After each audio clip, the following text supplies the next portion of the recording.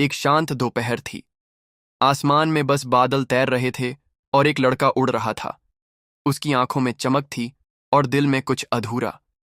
चारों ओर पक्षियों की आवाजें गूंज रही थीं, जैसे कोई उसे बुला रहा हो। अचानक एक अजीब सी सनसनी हुई। उसने नीचे झांका और वो सन्न रह गया।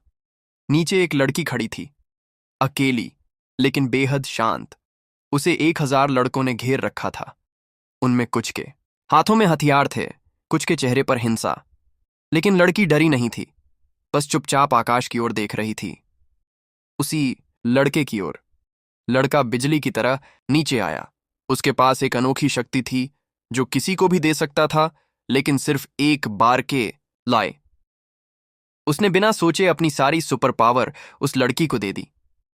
लड़की की आंखें जल उठीं, उसकी सांसों से आग निकली और उसका शरीर प्रकाश से घिर गया। अब वो कोई साधारण लड़की नहीं थी, वह बन चुकी थी आग की रानी। उसने हवा में 10 लड़कों को उठाया और आसमान में फेंक दिया। 10 को जमीन में गाड़ दिया, जैसे पेड़ की जड़ें। 500 का शरीर आधा आधा हो गया, जैसे समय ने उन्हें चीर दिया हो।